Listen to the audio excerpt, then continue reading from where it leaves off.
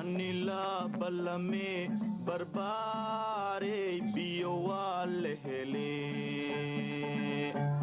ambaxne badarki abuurne berihi anfalne. salaamullaahi calaykum waraxmatullaahi wabarakaatuh. kulanti wacan wanaagsan daawadayaal, waxaad ku soo dhawaataan barnaamijkeenii barbaarta iyo beeraha oo aan aalaaba ku soo qaadano mawaadiic kala duwan oo la xiriira wax soo saarka iyo beeralayda Soomaaliyeed. maanta waxaa marti noo ah hormuudka kuliyadda beeraha iyo xanaanada xoolaha ee jaamacadda Jazeera, Ustaad Maxamed Tayib Sheekh Abubakar, oo aan uga mahad celinayno waqtigiisa qiimaha badan iyo sida uu nooga aqbalay waraysigan. Ustaad Maxamed Tayib waa sidoo kale mid ka mid ah aasaasiyaasha xarunta cilmi baarista kheyraadka dabiiciga ah ee magaceeda marka la soo gaabiyo loo yaqaano SONRIC, Somali Natural Resources Center. Ustaad Maxamed Tayib, aad iyo aadan kaaga mahad celinaynaa waqtigaaga qiimaha badan iyo inaad naga aqbashay waraysiga. ugu horreyn kusoo dhawow barbaarta iyo beeraha. maanta waxaan si gaar ah diiradda ugu saari doonaa barnaamijkeennan aafooyinka ku dhaca beeraha. beeralayda Soomaaliyeedna caqabad weyn ku ah oo lid ku ah inay helaan wax soo saar tayo iyo tiraba leh. waxaan jeclaan lahaa marka intaanan aafooyinka iyo falanqayntooda aanan u gudagelin inaan bal marka hore innaga iyo bulshada nagu xiranba aan wax ka ogaano xarunta cilmi baarista kheyraadka dabiiciga ah ee Somali Natural Resources Center, oo aasaasiyaasheedii ka mid tahay, welibana gudoomiyihii ugu horreeyay ee xarunta aad ahayd. xaruntan iyo waxay u taagan tahay iyo waxqabadkeeda bal haddii aad wax yar u xusuusiso. bismillahi raxmaani raxiim. aad ugu mahadsan tahay cabdishakuur. barnaamijkii dadaalka awoodida ee ku saabsan kheyraadka dabiiciga guud ahaan iyo beeraha iyo barnaamijyadas falanqaynta haddaan soo noqono dhanka xarunta cilmi baarista kheyraadka dabiiciga Somali Natural Resource Research Center waxaa la aasaasay 2016 dhalinyaro aqoon-yahano oo kala takhasusyo dugan ayaa aasaasay. sida magaca ka muuqataba kheyraadka dabiiciga lahaa waxay ka shaqaynaysay ama ka shaqaysaa beeraha, xanaanada xoolaha, culumta badda, geologiga, wixii kheyraadka dhan, biyaha. marka saddex qaybood ugu muhiimsaneed waxqabadka xarunta: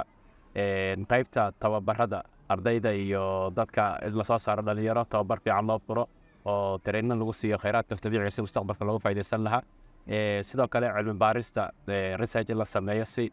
waxyaabo badan loo xallin karaa mushkilada jiro dahsoon loo soo muujin karo oo horumarna loo gaarsiin karo waddanka kheyraadkaas dabiiciga si dhaqaale fiican waddanka looga helo. sidoo kale la talinta consultants qaybtaasna ka shaqaynaysay. marka waxyaabaha ugu muhiimsanaa intaas aan jirnay macnaha qabadkeed waxaa ka mid ahaa waddankeena waa ognahay dhul badan oo la xalufiyey ayaa jirto ama abaaro dhacay oo dhulkii ay banaanaadeen, taasoo khatar weyn keeni karto dhulkii inuu saxaro isku bedelo oo maxay ahayd dabeelihii biyihii dhulka nafaqadii kore qaadaan, dhulkii lama degaan noqdo. meelo badanna duurjoogtii wixii dhan way iskaga tageen oo waddamada dariska ay galeen. waxaan qaybinay ilaa 7,000 oo geed, qaarna magaalooyinka Muqdisho ha noqoto ama ha noqoto 1,000 geed aan u dirnay Galmudug. oo geedaha ugu muhiimsan hadda ka xusi karo waxaa kulankana waa geedaha ugu muhiimsan oo hadda saxaraha adduunka sii fidaaya. green waxaa loo yaqaanaa green grade well oo lagu joojinayo macnaha darbi loogu dhigayo bacaadka fidaaya. arrintaas maxay ahayd ka qayb qaadashadeeda iyo sidii maxay ahayd loo horumarin lahaa ayaan sameynay. sidoo kale waxyaabahan qaban waxaa ka mid ah tababaro inaan u furnay arday badan oo heshiisyo aan la seexanay jaamacadda sida jaamacadda Jazeera oo kale oo tareenina ardayda loogu qabanayay. arrimahaas iyo arrimo kale oo soo socdo hadda waddanka isbedel ayaa soo muuqda. kheyraadkii sidoo uga faa'iidaysan lahaa oo dhaqaale fiican loogu sameyn lahaa oo qof kastoo muwaadin ahna uu baraare iyo barwaaqo u gaari lahaa. xorriyaddii waddankana ay noqon lahayd mid dhammaystiran, maadaama dal baahan ama dad baahan go-aan ma yeelan karaan, macnaa dadka wax siinayo markasta u talinayo. marka arrimahaas aan u taagannahay. waa howlo aad u fiican runtii. waddankeena dhinaca abaaraha iyo isbeddelka cimiladana waxyaaba ay aad loo taabtay ka mid tahay geedaha iyo dhirtaan la beeraya. runtii waxaan arkayay sawirro lasoo dhigay beejka iyo sidoo kale website-ka SONRIC oo ardaydii iskuullada iyo sidaasoo kale iyagana howlihii ay qayb ka yihiin. marka waa idinku bogaadinaynaa howlahaas ilaahay la garab galo. haddii aan usoo noqonno barnaamijkeenna maanta oo arrimaha ku saabsan aafooyinka iyo wax soo saarka beeralayda Soomaaliyeed, runtii inay wax soo saar tayo leh iyo tiro leh intaba helaan caqabad lid ku ah. waxaan marka hore ku bilaabaynaa bal marka ugu horeysa waxa loo yaqaan aafo. maxaan ku macnayn karnaa? aafo ama dulin erebixin ahaan soomaali dulin waa la dhahaa aafo ereygana wuxuu kasoo jeedaa carabiga kasoo jeedaa aafo waxaa la dhihi karaa marka wax soo saarka beeraha laga hadlaayo wax kasta oo bini aadamka kula tartamayo cuntada uu soo saaran lahaa dhibaato gaarsiin kara ama competition kula sameynaya kula tartamaya oo asababi karo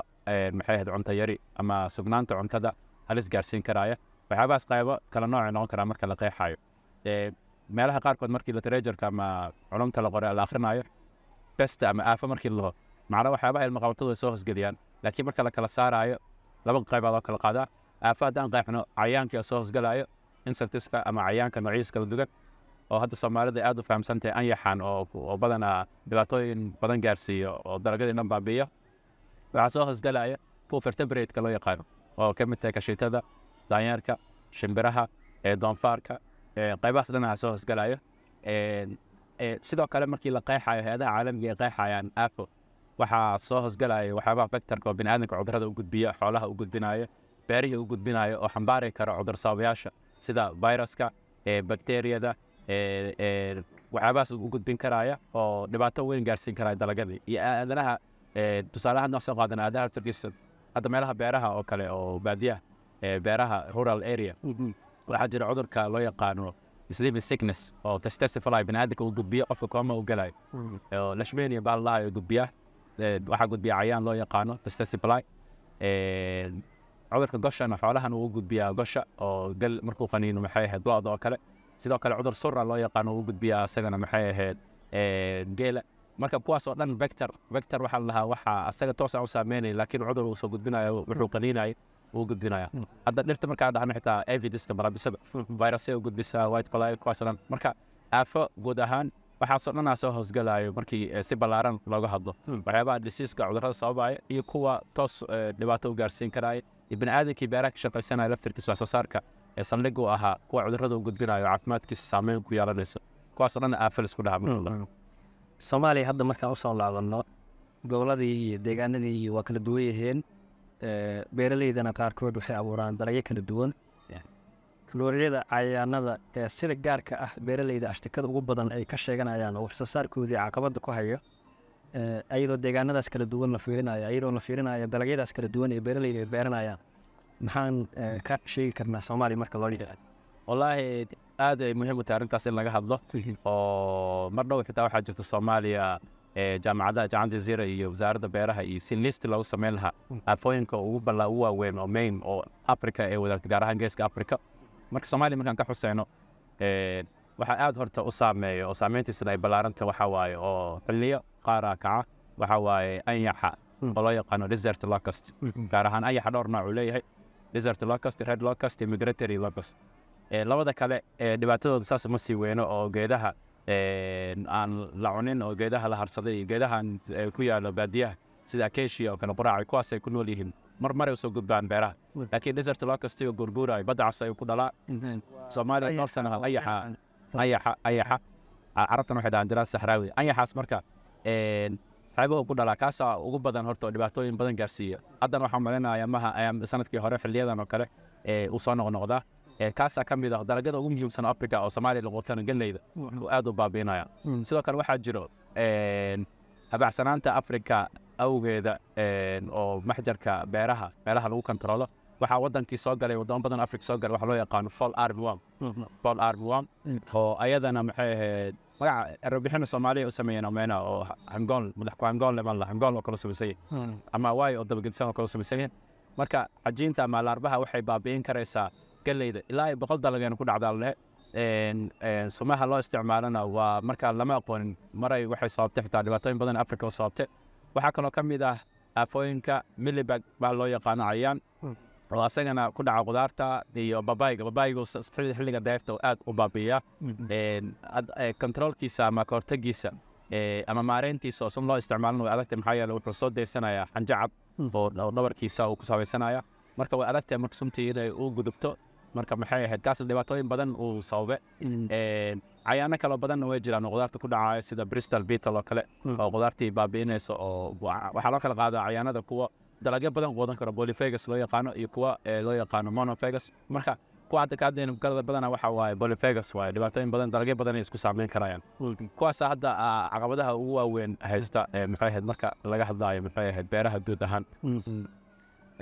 marka loo yimaado laakiin in la xakameeyo cayaankaas oo beeraleydii ay dalagoodii iyo tacabkii iyo waqtigii iyo dhaqaalihii ay geliyeen si ay ugala haraan oo ay uga badbaadiyaan tallaabooyin badan oo ay qaadaan jiro oo ay ka mid tahay inay sumaha u adeegsadaan sumaha iyo dhibaatooyinkooda iyo waxay yihiin bal waa ka hadli doonaa laakiin ayadoona sun la adeegsanin in qofka beeraleyda ah uu cayayaankii habab uu kaga hortegi kara ay jiri karaan in kale wallaahi arrintaas arrin muhiim waay maxaa yeelay sunta in laga baaqsadaa fiican maxay ahayd inta la adeegsan lahaa haddii la heli karo qaabab kale marka 1950kii xilli waxaa jirtay oo green revolution kacdoonkii cagaarnaa oo beeraha aad loogu kacay waqtigaasna sumaha aad loo soo saaray sumo badan marka dhibaatooyinay sababeen marka fikir waxaa dhashay in qaabab kale laga fikiro oo sumahaas looga baaqsan karayo waxaa ka mid ahaa qaab loo yaqaano IBM integrated pest management oo ah qaabab isku dhafan oo suntii heerkeeda hoos loo dhigaayo oo la yaraynayo waxaa ka mid ah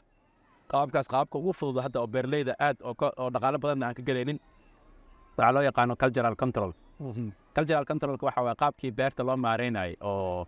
beertii shaqada ka dhacaysa ilaa dhul diyaarintii ilaa iyo harvestingka laga gaaro goosashada laga gaaro shaqadaas inta u dhaxayso oo la siinaayo nafaqadii la siinaayo waraabkii la siinaayo dhulkii la diyaarinayo ceeb la gelinayo qaababkaas in wax laga bedelo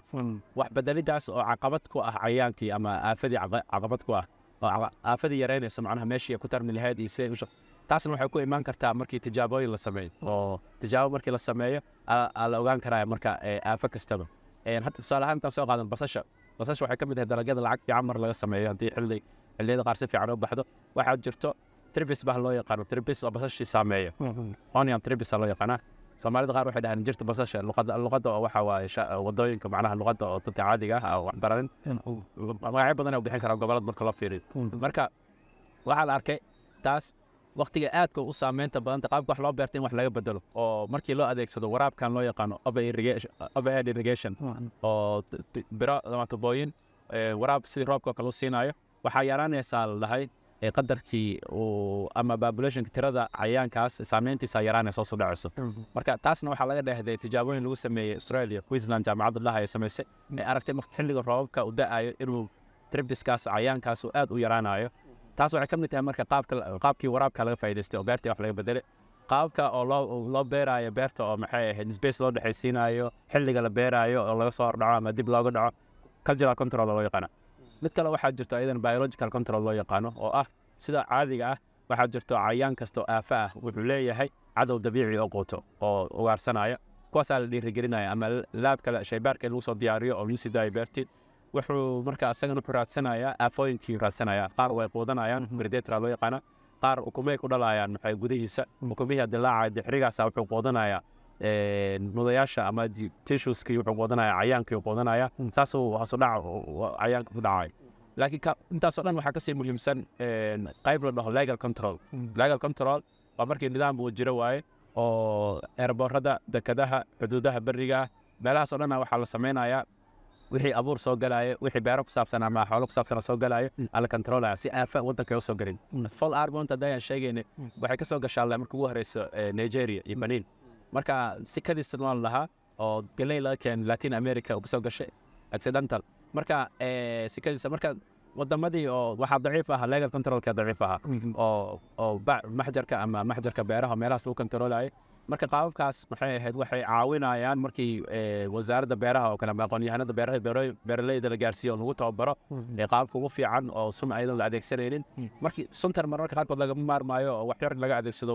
way jiraysaa laakiin sumaha xoogga la saarayo waxa waaye kuwa dhirta laga soo saarto waxaa jira laakiin ustaadii adigoo aad u mahadsan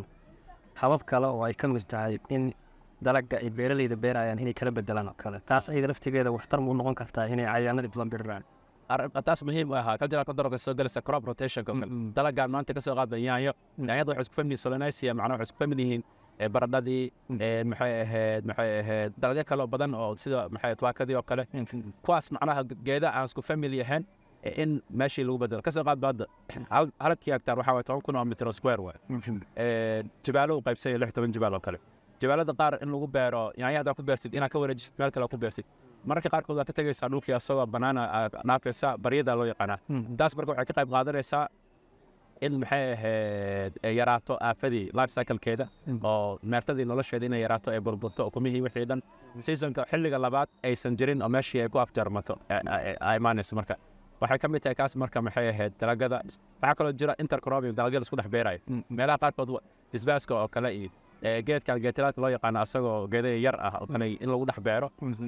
waxay yaraynaysaa aafooyinka qaar inay faafaan xabti iyo xabkabax inay gaaraan ay yaraynaysaa taas marka waxa waa arrin muhiim ah waxay soo galaysaa cultural control beeraleyda kosti badan lacag kama gelayso qaabka wax u beeran lahaayeen bas wax laga bedelo waayo lagu tababare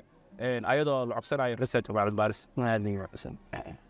dhinaca marka haddaan u imaano sumaha ay beeraleyda iyo beeraha loo adeegsado ay beeraleyda inta badan adeegsadaan oo cayayaanka iyo lagu buufiyo waxay isugu jiraan sidaan la socono kuwa warshadaha laga soo saaray iyo kuwa dhirta laga soo saaray bal waxaa farqa u dhexeeya sumaha warshadaha ka yimaaday iyo sumaha kale ee dhirta laga soo saaray sax waaye sumaha marka laga hadlaayo kuwana waxa waaye kuwa oo warshadaha ay soo sameeyeen oo industrial warshadaha ku tiirsan sumaha iyo fertilizerkaba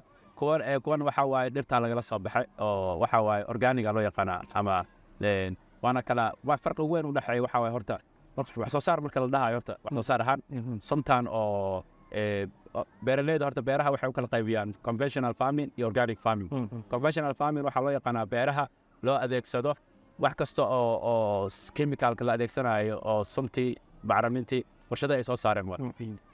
organic farming waxa waaye badalkii warshadaha sunta ay soo saari lahayd waxaa la adeegsanayaa sun dhirta laga soo qaatay organiga waxaa la adeegsanayaa fertilizerka xoolaha digadooda laga sameeyey ama compostiga la diyaariyey oo digada xoolaha iyo waxyaaba kale isku khamiiriyey marka shan farqi oo kale u dhexayn karta markaan fiirino qodobada qaar haddaan wax ka xuso qaybana waxaa ku fiican maxay ahayd chemicalka oo wax soo saarkooda aad u badan meelaha loo adeegsanayo organiga wax nadiif oo caafimaad la soo baxaya oo sun haraageeda aysan ku jirin laakiin wax soo saarkii yar laakiin sunta oo chemicalka la adeegsanayo waxyaabaha dhibaatooyinka keenaya farqi ugu dhexeeya waxaa ka mid ah suntaas waxay noqon kartaa residual haraaga environmentiga ku haraysa dhibaatooyin ay gaarsiinaysaa dhirtan hadda waxyaabaha caawiyo bixitaankeeda waxaa ka mid ah waxyaaba ilma qabato oo bacteria iyo fungi oo ciidda ku jira oo decomposers waxay burburinayaan caleentii wixii geedkii dib ugu noqonaysaa kuwaasay dilaysaa marka oo faa'iidada u lahaa aadanihii iyo xayawaanadii meesha ku noolaa dhibaato ku noqonaysaa sunta baa qaara 10 sano 20 sano qaara 50 sano xitaa suntii haraageed meesha ku jiri karayaan waxaa kaloo ka mid ah maxay ahayd inay hazard ku tahay qofkii buufinaya bini'aadamka caafimaadkiisa dhibaatooyin ay gaarsiin karto maxay ahayd meesha organiga caafimaad ahaan ay ka fiicanta marka loo fiirinayo haraaga suntana baaqa kuma noqonayso environmentiga oo iftiinka qoraxda aa burburin karaayo iyo biyihii hydrolysis iyo photolysis sidoo kale sunta dhibaatooyinkeed waxaa ka mid ah in maxay ahayd aysan kosti badan markasta inaad soo iibsatid ay noqonaysaa oo kosti dhanka dhaqaalaha marka laga fiiriyo ay dilayso maxay ahayd environmentigii pollution ay ku samaynayso deegaankii dhibaato ay gaarsiinayso marka meesha organiga kuwa dhirta laga soo saarto ay kaga duwan yihiin dhankaas ay kaga fiican yihiin marka loo fiiriyo waa gartay ustaad maxamed dayib aadan kaaga mahadcelinaya runtii ciwaan muhiima oo maanta bulshadii nagu xirneed beeraleydiiba aan u faahfaahinayno waktigaaga qiimaha badan waxaa jirta beeraleyda inta badanna ay sheegaan dalaga waxaa ku jira cayayaankii la dagaalamayaan sumay u soo adeegsadaan sumaha gaar ahaan warshadaha laga soo saaro in waqtiyadii hore sumaha ay aad waxtar u lahaayeen oo marka la fiiriyo ay buufiyaan cayayaankii ay si waxtar leh ay suntaas u diraysa laakiin hadda xilliyadan dambe markii la fiiriyo inaysan sida waaye hore ay wax u diri jirtay aysan wax u dirayn oo cayayaanka weli beerta uu ku jiro hay'adaas maxaan ku macnayn karnaa walaa arrintaas waddankeena Soomaaliya marka laga hadlaayo laba qodob maxay ahayd inaan fiirino ay noqonaysaa qodobka hore midka adduunka la wadaagnaa oo waxa waaye suntii markii la adeegsanayo sunta haddii nooceeda lagu soo celceliyo sunta ilaa waxay ka kooban tahay maaddo loo yaqaano active ingredient maaddada wax dilaysa iyo maaddo loo yaqaano inner ingredient oo xifdinaysa marka active ingredientgaas badanaa ganacsatada soo gadayso hal sun ay ka kooban tahay oo sumaha chemical ahaan marka la qaybinayo macnaa organophosphate iyo carbamates iyo organochlorine marka suntan markii sanadkan adeegsatay sanadka labaad adeegsatay sanadka saddexaad adeegsatay isla cayayaankii wuxuu bilaabayaa marka ugu horeysa sunta waxaa arkaysaa effective inay tahay saameyn fiican ay leedahay ay dilayso 99% halkaas soo hore wuxuu noqonayaa genetically ahaan wuxuu samaysanayaa hidde-sidayaashiisa resistance kaasaa tarmaya marka xilliga xiga 10% waxaa arkaysaa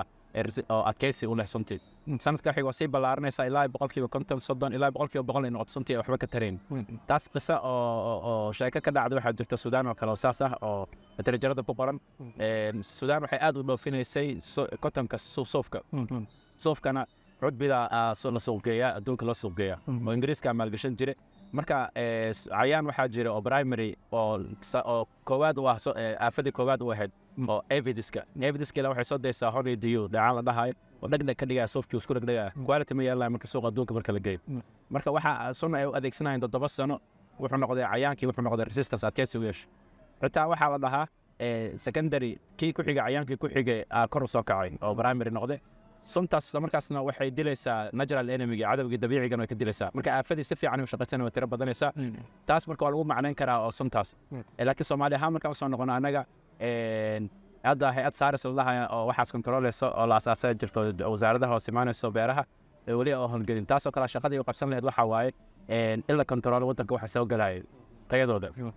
wadanka 30 sano wax ka badan macnaha dowladana jirtay control ma jirin ganacsatadana maxay ahayd ganacsatada waxa jiri karaysa magacii ugu qornaa sunta oo trade name-kii magacii ganacsiga ahaa way wadataa wixii dhan waa qoran yihiin laakiin suntii tayadeeda yar oo qiimo yar ku soo gadaa sun faa'iido badan u hel dhankaas waa ka imaan karaysaa marka laga fiiriyo wadankeen marka way jirtaa dhibaatadaas oo ka cabanayaan aad iga cabanayaan beeraleydii sunta waa aragtay levelkeed waxaa ku qoran dose ayadoo laga yaabo inay tahay 3 litir ama 4 litir ah 3 mililitr oo silflinga markii 20 litir lagu qaso inay dishaal rabi aafadii marka qaarkood waxay arkaysaa ayadoo furtigi toos loo soo qaaday oo laarbiya cayaankii cajiintii dusha marka lagu shubo iska sii soconayso oo suntii waxba ka qaadeen dhibaatadaas aad ay u jirtaa oo beeraleydu marka la fiirinayo waxay ku xiran tahay marka meel sugan oo tayadii wixii dhan quality controlka hay'adahaas iskaashanaya dhan inay macnaha barnaamijkaas ay indhaha ku hayaan arrintaas marka labadaas qodob aad u fasiri karaa marka lamid waa gartay hadda waxaa soo hadal qaaday sumaha iyo saameyntooda iyo dhibaatadooda inay xataa deegaankii la xiriirto inay la xiriirto dadka buufinta sameynaya oo maxaa la yidhahdaa haantii dhabarka ku wata qofka beeraleyda ah ee beertiisa jooga janaal inuu jooga laga yaabo ama gobolladii kale ee dalka wax soo saarka uu ka socday jooga beertiisa cayaanka inuu kala dagaalamayo ama xataa sumahan u adeegsanaya maxaa looga baahan yahay si nafsadiisii ugu ilaaliyo deegaankii ugu ilaaliyo waxa ay tahay inuu maskaxda ku hayo marka uu suntaasi adeegsanayo maadaama wax khatar ay tahay walaa arrin muhiim ah arrintaas oo qofkii beeraleyda dadka shaqaynaya badqabkooda iyo badqabka ummadii oo dhan marka laga hadlayo dhinacyo badan marka laga fiiriyo sunta marka la adeegsanayo horta waa inay sun meel sugan laga soo diro certified tahay oo leh waxaan ka wadaa level in leedahay ay ku qoran tahay xogtii oo dhan oo la raacay waxay ahayd xitaa waxaa la dhahaa qalabka waxaa ugu horeeya qofka oo buufinayo oo suntaas isticmaalayo inuu xiran yahay personal protective equipment PPE loo soo gaabiya taasna haddaa oo qalab dhammaystiran waaye oo dharkii oo dhan xitaa way kala dugan yihiin marka la fiirinayo sumaha iyagaa kala halis badan waxaa jirta high hazard sumo aad khatar u ahaa jira oo loogu talagalay macnaha cayaanadaas markii la buufinayo doos yar in laga isticmaalo xilli kooban marka waxay keeni kartaa dharka xiran lahaa xitaa dhar khaasaa jiro waxay ku qoran tahay sunta dusheeda ku qoran tahay level inkaas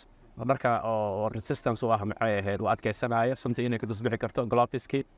okyaalihii la xiradka ahaa koofiyad haddii sunta meelo saaro geeda waaweyn oo geedaha fruitska oo kale lagu buufinayo kaba boodkii iyo iskaalsooyin adag oo aysan ka dusbixeenin taasna waajib waaye macnaha qof kasta oo wax soo saar sameynayo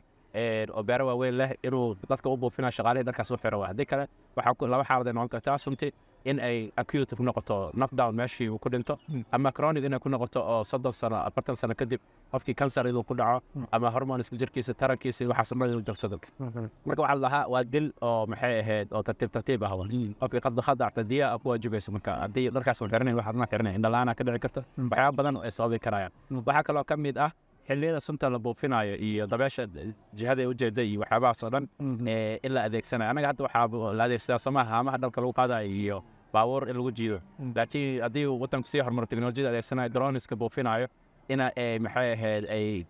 areada aysan u dhoweyn maxay ahayd sunta maxay meelaha xasaasiga iskuule iyo maxay ahayd meelo cunto ku keedsan yihiin waxyaabahaas kale inaysan u dhoweyn maxay ahayd qaybahaas oo dhan muhiim ah waxaa kaloo muhiim ah formalaha sunta warshada qaabka soo sameysay ilaa qaar waxaa jirta somaha adka ah oo sun budo oo kale ah ama granules oo quruurax oo kale ah kuwa dareera oo la qasayo oo kale marka iyo qalabka la adeegsanayo iyo dabeeshii isbiirkeeda iyo waxaas oo dhan xilliga la buufinayo muhiim waaye markaas waxaas oo dhan waxay ku qoran yihiin qofka inuu raaco aqoontii uu leeyahay uu raaco maxay ahayd waxa ku qoran cabirka uu adeegsan lahaa oo meesha ku qoran inuu raaco dharka uu xiran lahaa sunta maxay dhibaatada ay leedahay ay ku xiran tahay inuu raaco xilliga uu buufinayo haddii ay dhacto matalan maxay ahayd accidental wax shil hadduu dhaco suntii gaarto gargaarka degdega uu raaci lahaa waxyaabahaas oo dhan aa meesha ku qoran marka midna waxaa waa mas-uuliyad qofka beeraleydii buufinayay oo shaqaalaha saaran midna waxay saarantay dadkii beerta lahaa waay marka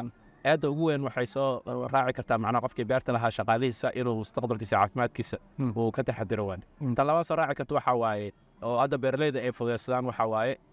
weelka sunta ka dhammaado in meel iska dhigo oo hadhow laga yaabo weyso lagu shubto ama caano lagu shubto wax lagu shubto markuu qalalo oo dhalomooda macnaha suntii inay baabaan suntii qaar waxaa jiri karo residual haraageeda muddo dheer ay jiri karayaan haamihii lagu adeegsanayo laftirkooda in la dhaqo oo meel fiican la dhigo si ay ula falgelin suntii hore waxyaabahaas oo dhan aad ay muhiim u tahay marka laga fiiriyo dhankaas labooyinkaas waa arrimo runtii aad khatartooda u leh oo dadka inay ku baraarugsan yihiin ay tahay waa kaaga mahadcelinayna ustaad waxaa jira marka sumo khatartooda la ogyahay oo dalal badan oo caalamka ah markii la ogaaday khatartooda iyo heerkay gaarsiisan tahay bulshadiina laga wacyigeliyey ilaa xataa xeer waxay gaareen waddamadii laga mamnuucay sumahaasi iyo noocyadooda iyo khatartooda iyo haddii dalkeenna inay weli ka jiraan ay tahay macluumaad ku saabsan oo beeraleyda ay adeegsadaan oo kale wallahi sumahaas aad ay muhiim u tahay ayaan dhoweydna cilmibaarisyaal laga sameeyey iyo doodo laga sameeyey aqoonyahanada iyo wasaaradda beeraha sumahaas waxaa ka mid ah hadda sumaha aadka khatarta u ah oo adduunka dhan waqti hore la joojiyey sun organophosphate loo yaqaano brighton oo suntaas waxaa lagu yaqaanaa mode of action korta sunta waxaa la sunta qaabkay u shaqaynaysaa markii cayaanka se u dishaa kuwa waxaa jiro bini'aadamka cayaanka si isku mid a u dilaayo marka physiologic jirka suu shaqaynayo oo nervous systemka marka laga hadlaayo maxay ahayd jirka nervous systemka waxaa jira unugyada oo neurons loo yaqaano meelaha iska galaan ay isku dhow yihiin oo information hadda markii aad dab taawad sidoo kale ama qodax kumuddo waa kasoo boodaysaa informationkaas maskaxda loo gudbiyey suntan waxay abaaraysaa qaabkay u shaqaynaysa nervous systemkan wuxuu maamulayaa maasaliska murqaha jirka iyo waxaasoo dhan brathionka marka waa aragtay sanbabaha marka qofka neebsanayo maxay ahayd muruq waxaa jira oo u dhexeeya beeraha iyo caloosha kaasoo marka caawinayo sanbabaha dhaqaaqiisa taasoo marka murqihii o dhan uu joojinayo suntan qaar xitaa waxaa loo adeegsadaa organophosphate ka hadlayna dagaalada aan loo adeegsada ayagoo gaas ah oo ciidanka cadowga oo kale in naqaska ku dhego oo kale iyo meelaha suuriya wixii ka dhacayo ogeed marka brightonkaas adduunka hadda waa laga mamnuucay DDT toddobaatameeyadii oo maraykanka mamnuucay laakiin markii lasoo saarayay ayada waxaa laga soo gaabiyey DDT diphenyl trichloroethane chloroethane waay marka ninka waxaa la siiyey Nobel Prize in Germany ahaa maxaa yeele waxaan arkay suntaas saameynteed inay aad u fiican tahay oo dilayso maxay ahayd cayaanada bini'aadamka xitaa ku dhaco lice injirta oo kale iyo boodadii oo kale iyo baarihii wixii dhan xoolihii dhibtii xoolo ahaan loo adeegsanayay laakiin kadib waxaa la ogaaday khatar inay leedahay oo dufada jirka ay ku kaedsamayso oo xitaa ay raaci karto haddii meel lagu buufiyo kalluunkii ay gaarto adaa cuntid jirkaaga usoo gudbaysa ilaa hooyooyinka caanaha ilmaha nuujinaya laga helay meelaha qaarkood waxaa la tarankii ay joojiyaan tarankii ay hakiyaan marka waa la joojiyey doon badan adduunka waa laga joojiyey marka wasaaradda hadda waxay soo saartay liis official lahayn oo jaamacadihii waxaas ay iska kaashadeen oo Soomaal lagu arkay adduunka laga joojiyey oo category loo sameeyey macnaha tilmaamo oo la dhihi karo first category marka la cancer ay sababi karaan carcinogenesis marka oo WHO sumaha ilan WHO waxay ka shaqaysaa samaha caafimaadka public health oo bakteeriyada kaneecada iyo waxa iyo FAO